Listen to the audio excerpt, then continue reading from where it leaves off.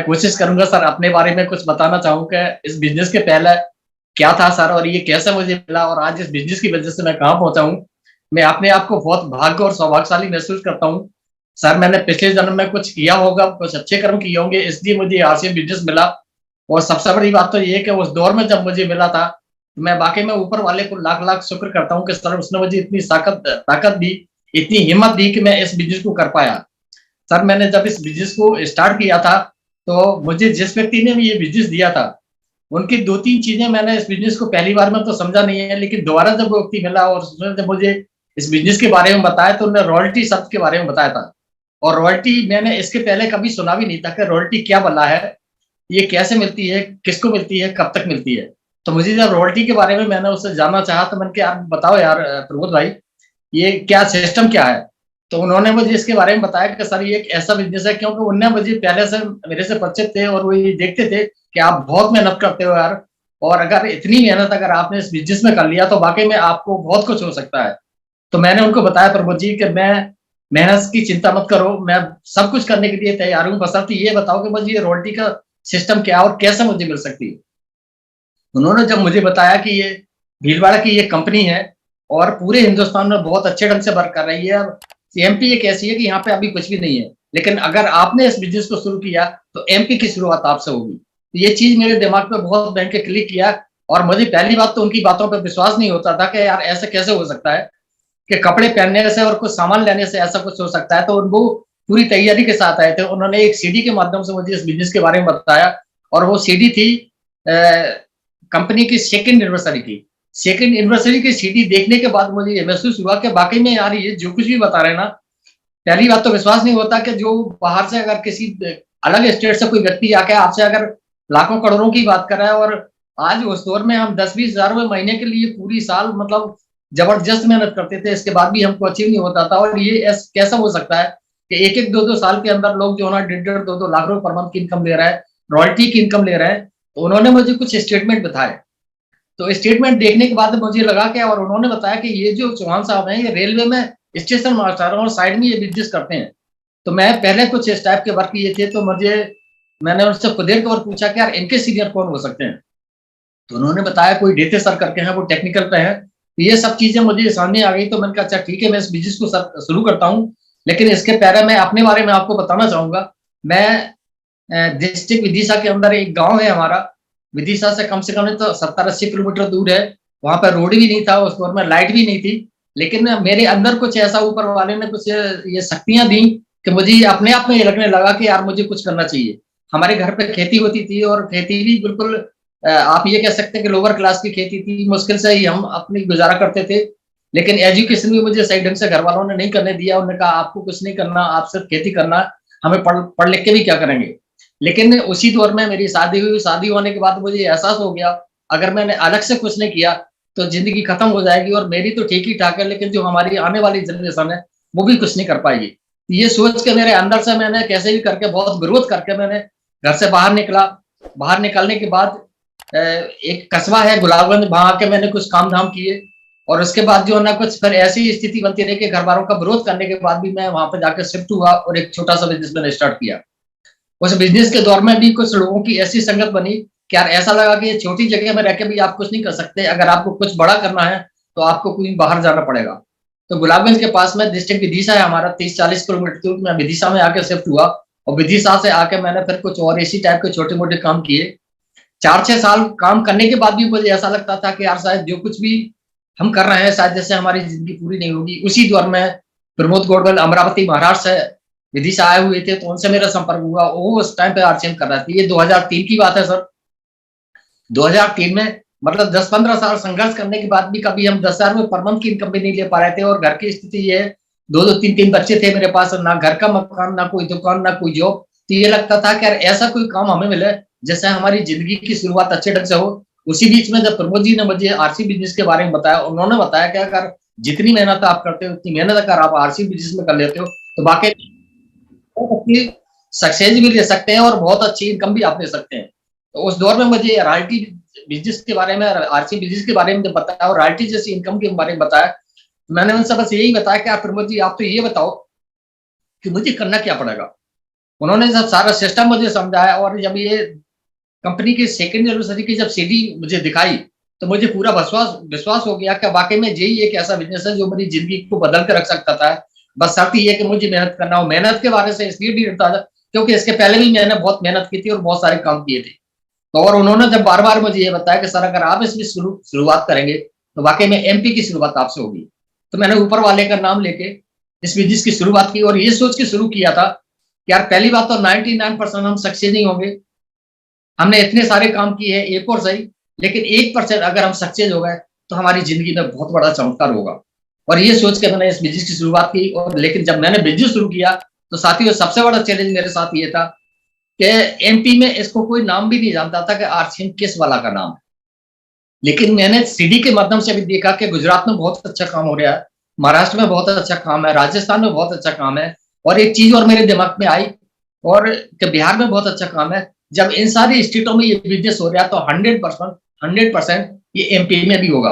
अब शर्त ये है इसे या तो मैं करूंगा नहीं तो कोई और करेगा। जब ये लाखों करोड़ों का मैटर है तो अब कोई और नहीं करेगा, अब इसे मैं ही करूंगा। और ये सोच के शुरू किया कि 99% सक्सेस नहीं होगा, लेकिन अगर सक्सेस हो गया तो मैं इस बिजनेस में मेरी जिंदगी का एक बहुत बड़ा चमत्कार होगा। और साथ ही जुनून के साथ मैंने इस बिजनेस को स्टार्ट किया। सबसे बड़ा चैलेंज ये आता था कि मैं लोगों को समझाऊं, तो मैंने वो सीडी की कॉपी लेके रखी थी। मैं लोगों को सीडी दिखाता, उस टाइम पे लिटरेचर के नाम पे कुछ भी नहीं था। कुछ जो फोटो कॉपीज वगैरह लेके आए थे वो फोटो कॉपी मैंने उनसे ले ली और मैंने उस सीडी के माध्यम से इस बिजनेस को शुरू किया। लोगों को तैयार करें, सीडी के माध्यम से लोग तैयार हो जाएं, लेकिन सबसे बड़ा ये चैलेंज कि अब हम उनको सामान कहाँ से दें। फिर मैंने हमारे जो सीनियर अपलाइन थे प्रमोद गोडवेल अमरावती से, मैंने उनको फोन किया।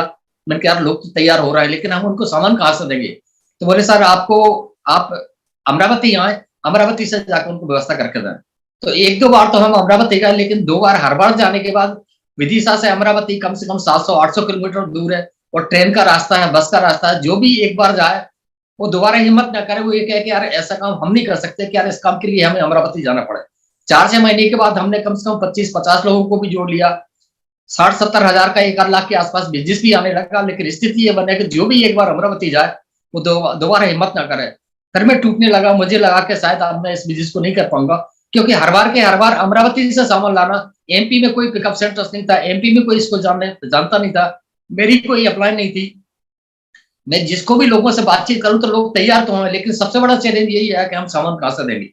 फिर जो है ना प्रमोद जी ने वो भी अपने तरीके से, मतलब ऐसा लगता था कि शायद वो नहीं करेंगे, तो उनकी एक अपलाइन थी, उन्होंने उनसे बातचीत की कि सर ऐसा ऐसा मैटर है, मैंने एमपी में बिजनेस शुरू किया है और वहां पे कुछ लोग भी मुझे बहुत अच्छे मिले, लेकिन ऐसा लगता है कि मैं शायद इसको मैनेज नहीं कर पाऊंगा।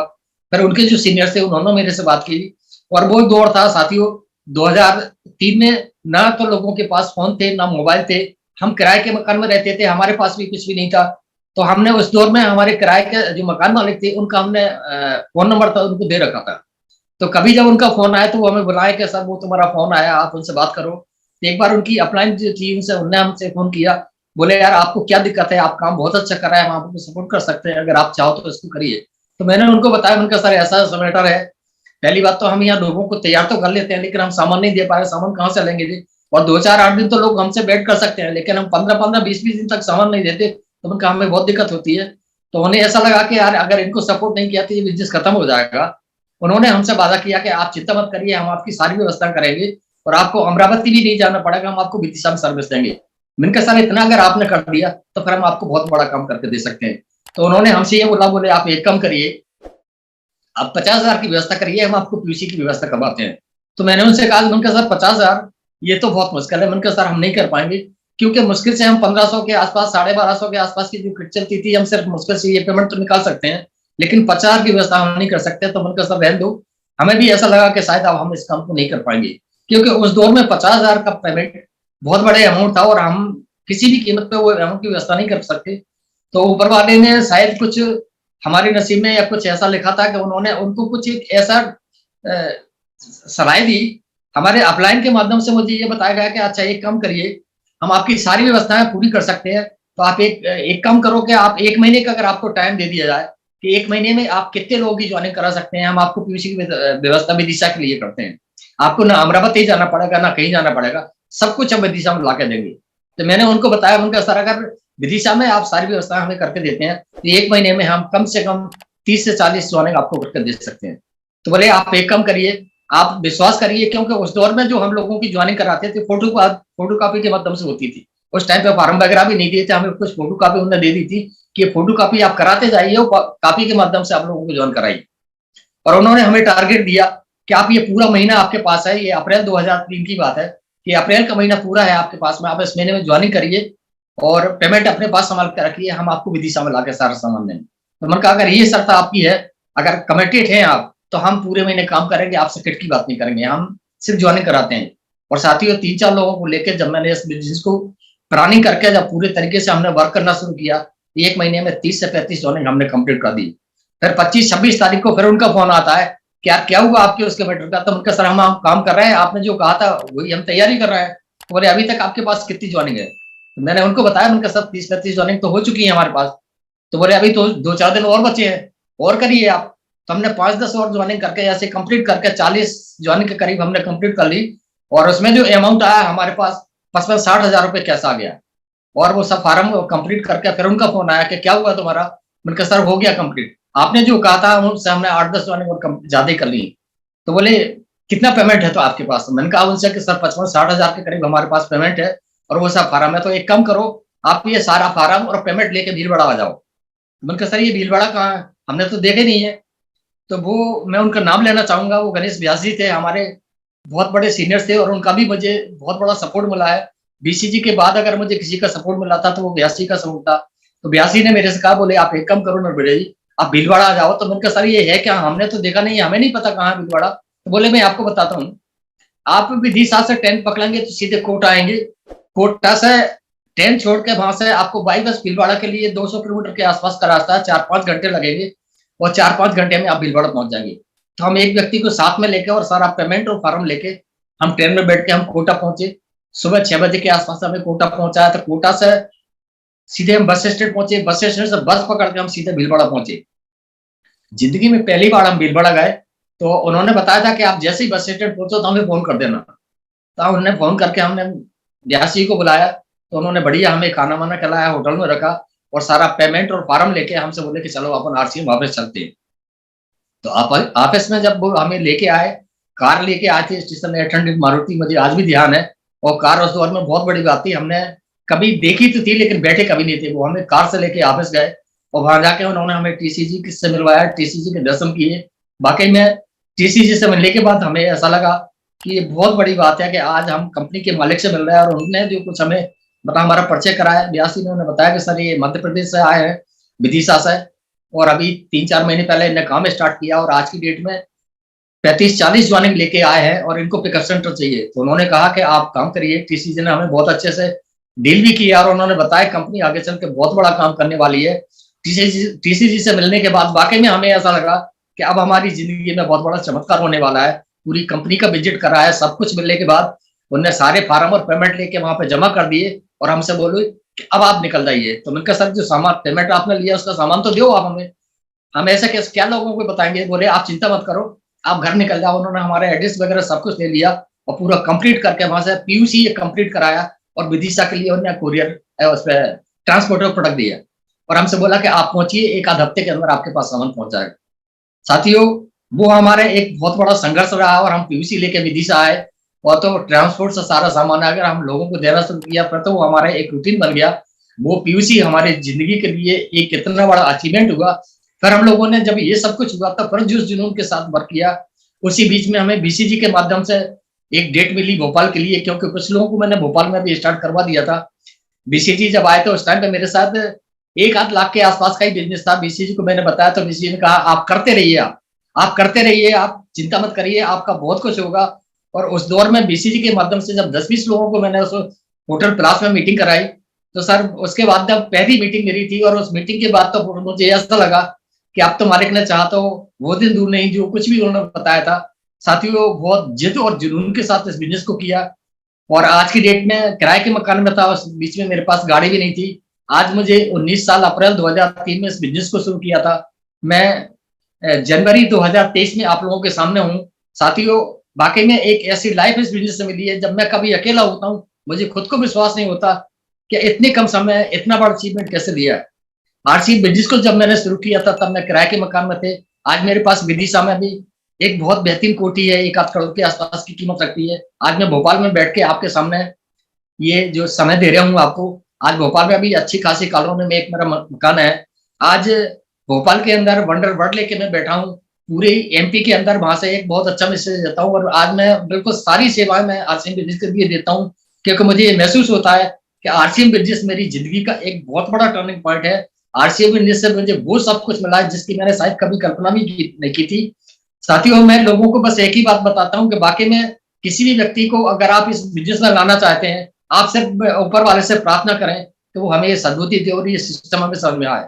साथ ही ये दुनिया का इकलौता एक ऐसा बिजनेस है जिसने देश के लिए, लोगों के लिए जो कुछ किया ना, वाकई में कोई ये चीज नहीं कर सकता। मैं टीसीजी को और बीसीजी को बिल्कुल कोट कोट नमन करता हूँ। ये ऐसी आत्माएं हैं, ये सर बाकी में मुझे इंसान नजर नहीं आते, ये किसी भगवान से कम नहीं है। लोग हमारे लिए, अपने लिए पूरी जीवन लगाते हैं, लेकिन ये देश के लिए, लोगों के लिए इतना कुछ कर रहे हैं। आज इस चीज में भी, जैसे अभी विजय सर बता रहे थे, वाकई में इनके सिर्फ दर्शन मात्र से हमारे उनको सारे पुण्य अदा अदा होते हैं सर। और एक ऐसा डायरेक्शन वो लोग देते हैं कि विश्वास नहीं होता कि ये कैसे कर सकते हैं। लेकिन आज भी इनके मैं देखता हूँ कि सर सुबह 5 बजे से स्टार्ट हो जाते हैं, रात के 9-10 बजे। डेली का रूटीन लोग 1-2 दिन कर सकते हैं, लेकिन इनका तो सालों का रूटीन है। और मुझे नहीं लगता कि ये वाकई में एक बहुत बड़ा काम है। और साथियों, मैं एक बात तो और कहना चाहता हूँ, आरसी बिजनेस वाकई में सिर्फ उनको ही ये समझ में आता है जिसने पिछले जन्म में कुछ अच्छे कर्म किए हुए। नहीं, इतनी भागदौड़ भारी जिंदगी, इतना सहज सिस्टम कैसे ये हो सकता है। आज जो कुछ भी हम कर रहे हैं ये तो हिंदुस्तान का हर व्यक्ति करता है, किसके घर में सामान नहीं लगता। आज हम प्रोडक्ट की बात करते हैं, इतनी बड़ी रेंज हमारे सामने जो रखी है, वाकई में ये हम किसी भी कीमत पे इसको कभी नहीं कर सकते। ये हमारा बहुत बड़ा भाग्य और सौभाग्य है कि ये सिस्टम हमारे लिए मिला है और हम लोगों के लिए और देश के लिए कुछ कर पा रहे हैं। साथ ही इस सिस्टम के बारे में लोगों से बस ये कह सकता हूँ कि इसमें इतनी सारी विशेषताएं कि अगर हम सुबह से शुरू हो जाए, शाम तक भी हम इसके बारे में नहीं बता सकते। बस हम यही कह सकते हैं कि अगर आप अपने लिए और अपने देश के लिए और लोगों के लिए कुछ अगर करना चाहते हो, इससे बेटर सिस्टम और कुछ नहीं हो सकता। दूसरी बात मैं ये बताना चाहूंगा इस बिजनेस के बारे में, वैसे तो महागुरु बैठे हैं, हम बिजनेस के बारे में सर के सामने हम ना तो कुछ बोल सकते ना हम कुछ बता सकते, क्योंकि इनके सामने तो हम कुछ भी नहीं है। लेकिन फिर भी मैं ये कह सकता हूँ कि दुनिया का एक इकलौता एक ऐसा बिजनेस है जो 100% लोगों के लिए डिजाइन किया है। बस बात ये है कि उसको समझ में नहीं आता। साथियों, जिसको भी ये बिजनेस समझ में आ जाता है, मैं ये कह सकता हूँ कि उसको ये महसूस होता है कि वाकई में आपको ही काम ऐसा मिला है जो हमारे लिए करने लायक है। अभी तक तो ये जिंदगी हमारी ऐसी ही निकल रही थी। तो हम बहुत लकी हैं कि आरसीएम बिजनेस हमें ये सब मिला है और आप लोगों के माध्यम से हम लोगों के लिए और अपने लिए कुछ कर रहे हैं। अगर हम लोगों के लिए करते हैं, हमारे पास तो अपने आप ही सब कुछ आता है। साथ ही ये दुनिया का एक इकलौता ऐसा सिस्टम है, अगर इसको दिल से किया जाए, सब कुछ अनलिमिटेड देता है। आज मैंने जब इस बिजनेस को शुरू किया था, मैं जीरो था। आज मेरे पास 2-2 मकान है, 5-5 गाड़ियां हो गई हैं, सब कुछ पैसा अनलिमिटेड आता है। साथियों, अब तो ऐसा लगता है कि हम अपने लिए नहीं, हमारे सामने जो भी व्यक्ति बैठा है, भगवान का लिए सब कुछ उसके लिए ट्रांसफर कर रहा है। और यही सब कुछ हम कर रहे हैं। लोगों को बस एक ही बात बताते हैं कि अपने आप को सरेंडर करो, क्योंकि यहाँ पे हमारा दिमाग काम नहीं कर सकता। अगर हमारे पास दिमाग होता तो हम सब कुछ कर रहे होते हैं। आरसी में आने के बाद ही ऐसा क्यों होता है? क्योंकि ये सिस्टम एक पावर है, हमें यहाँ सरेंडर करना पड़ेगा। आज साथियों, जितने भी सीनियर्स हैं, मैं समझता हूँ कि सबके साथ यही है, ऊपर वाले का लाख लाख शुक्र के हम लोगों को आरसी बिजनेस मिला है। साथियों, 100% लोगों के लिए डिजाइन किया है। अभी 1% लोगों को भी ये बिजनेस समझ नहीं आया। अब आने वाले समय में कंपनी के माध्यम से और सरकार के माध्यम से कुछ ऐसी तैयारियां की हैं कि 2-4-5 साल बाद आज हिंदुस्तान के लोगों के पास कोई विकल्प नहीं बचेगा, लोग मजबूरी में आरसीएम करेंगे। आप कोशिश करें, सोच के देखें कि सर 1% में जब इतने बड़े अचीवमेंट आते हैं, जब 10-15% लोग इस बिजनेस के लिए मजबूर होंगे, तब हम लोगों का क्या होगा। तो साथियों, हम बहुत लकी हैं अपने आप को, हमें एक ऐसी संगत, एक ऐसे महागुरुओं का आशीर्वाद मिलता है। बस हमें अपने आप को यहाँ सरेंडर करना है और सिस्टम के माध्यम से हम लोगों के लिए और देश के लिए एक बहुत बड़ा काम कर सकते हैं। तो सर, मैं अपनी इन्हीं शब्दों के साथ अपनी वाणी को पूर्ण देता हूँ। Thank you sir.